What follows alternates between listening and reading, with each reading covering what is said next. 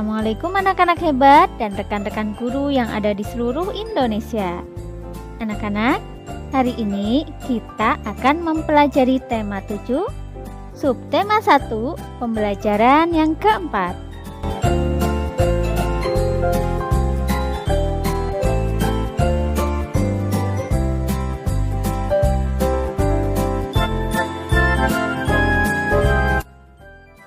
Pemimpin adalah contoh bagi orang-orang di sekitarnya.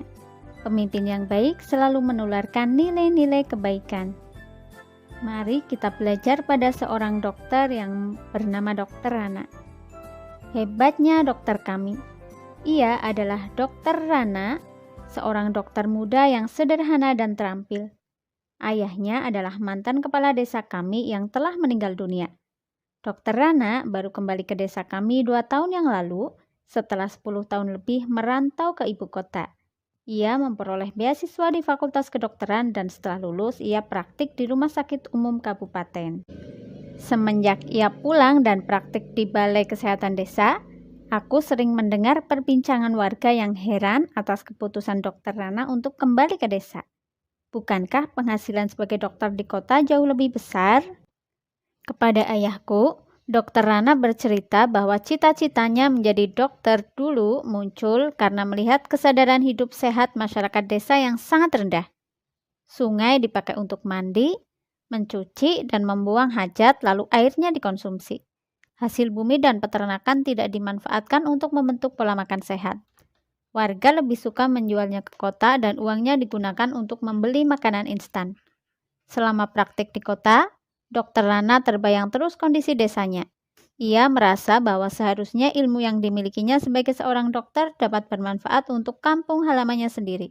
Jadi, Pak Kandri, saya ini pulang untuk memenuhi niat saya ketika menerima beasiswa, yaitu mensejahterakan warga desa tempat saya lahir dan dibesarkan, ujar Dr. Rana pada ayahku.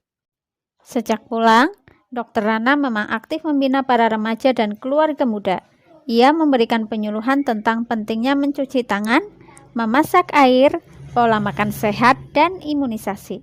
Baginya, generasi muda adalah perantara terbaik untuk menyampaikan misi meningkatkan kesadaran hidup sehat masyarakat desa. Sebagai anak kepala desa, Dr. Rana sering mendengar cerita almarhum ayahnya bahwa banyak warga takut berobat karena tidak mampu membayar. Tak ingin hal ini terjadi, maka diumumkannya bahwa warga dapat membayar jasanya dengan sampah. Iya, sampah. Sampah kering jenis apa saja yang dapat didaur ulang. Botol plastik, botol kaca, koran bekas, bahkan kemasan bekas diterima oleh Dr. Rana. Cara ini membuat warga aktif dan bijak mengelola sampah. Sungguh kreatif dan cerdas cara Pak Dokter mendidik warga. Seperti mendiang ayahnya, Dr. Rana menjadi sosok yang dicintai warga desa. Ia menjadi teladan melalui dedikasi, tanggung jawab, dan kerendah hatiannya dalam menolong warga. Apabila aku besar nanti, aku ingin seperti Dr. Rana. Akan kukejar cita-citaku menjadi guru dan aku akan kembali untuk membangun kampung halamanku. Anak-anak hebat, seorang dokter, guru, kepala sekolah, atau pemimpin lainnya memiliki tempat yang berbeda saat bekerja. Namun, kepemimpinan mereka sangat penting bagi orang-orang di sekitarnya. Menurutmu, apa yang akan terjadi apabila para pemimpin tersebut tidak memiliki nilai-nilai kepemimpinan yang baik? Bagaimana menurutmu anak-anak?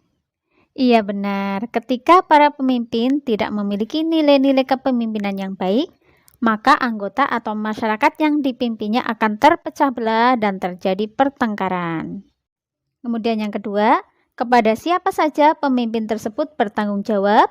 Apa yang perlu disyukuri oleh seorang pemimpin? Anak-anak hebat, seorang pemimpin harus bertanggung jawab terhadap masyarakat, terhadap pemerintah, dan terhadap Tuhan Yang Maha Esa.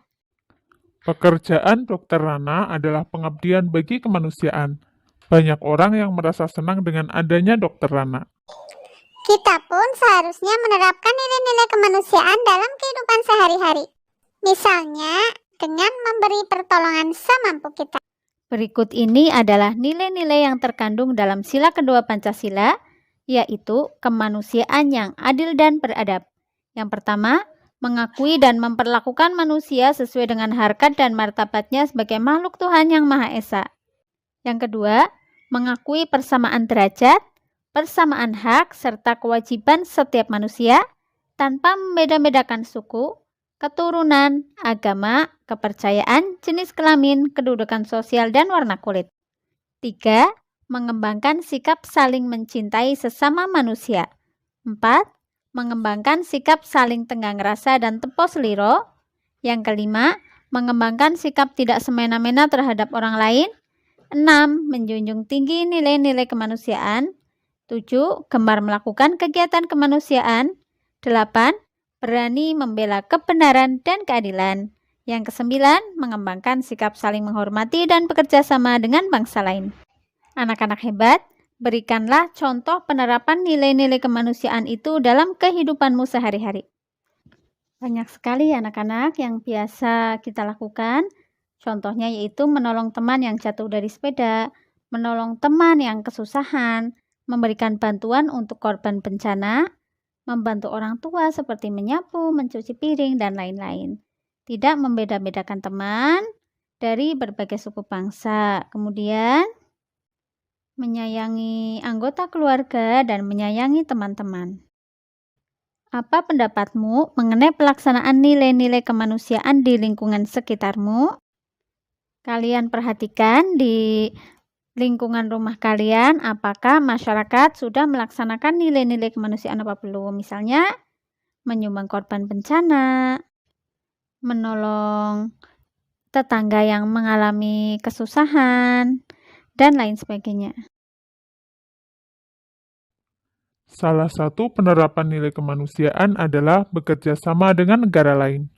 Bagaimana bentuk kerjasama negara kita dengan negara-negara ASEAN dalam bidang politik? Buatlah laporan mengenai peran Indonesia dalam bidang politik di ASEAN dalam bentuk bagan atau diagram seperti berikut ini. Peran Indonesia di ASEAN. KTT 1 ASEAN di Bali tanggal 23 sampai 24 Februari tahun 1976. KTT 1 ASEAN di Bali merupakan KTT atau konferensi tingkat tinggi pertama yang diadakan oleh negara-negara anggota ASEAN. Salah satu hasil dari KTT pertama tersebut adalah pembentukan Sekretariat ASEAN yang berkedudukan di Jakarta. Apa peran Indonesia dalam KTT 1 di Bali? Perannya yaitu menjadi Sekjen atau Sekretaris Jenderal ASEAN, menjadi tuan rumah dari KTT 1, yaitu di Bali. Berikutnya, kerjasama antar parlemen di ASEAN. ASEAN Interparliamentary Organization atau AIPO merupakan kerjasama antar parlemen, merupakan badan yang didirikan untuk meningkatkan kerjasama antar parlemen negara-negara ASEAN. Peran Indonesia dalam bidang kerjasama tersebut yaitu pada tahun 1974 Indonesia atau DPR RI mengusulkan pembentukan kerjasama antar parlemen ASEAN. Nah, pada tahun 1977 Indonesia bersama Thailand, Filipina, Singapura, dan Malaysia secara resmi mendirikan kerjasama antar parlemen ASEAN atau AIPO. Pertemuan ke-44 Menteri Luar Negeri ASEAN pada tanggal 19 Juli 2011 diselenggarakannya di Bali, membahas tindak lanjut dari KTT ASEAN ke-18, pertukaran pandangan isu-isu regional dan internasional. Peran Indonesia menjadi tuan rumah dan menjadi pimpinan dalam pertemuan ke-44 Menlu ASEAN tersebut. Anak-anak hebat, pada pembelajaran 3, kamu telah mengidentifikasi hal-hal pokok dalam teks pidato.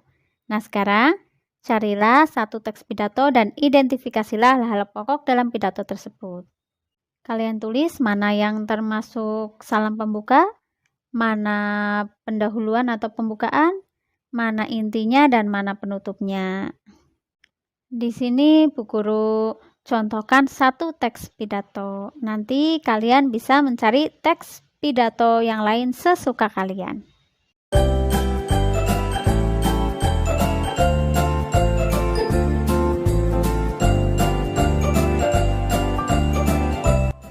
Anak-anak hebat, demikian tadi pembelajaran kita untuk hari ini. Semoga menjadi ilmu yang bermanfaat Sampai jumpa pada video pembelajaran berikutnya. Wassalamualaikum warahmatullahi wabarakatuh.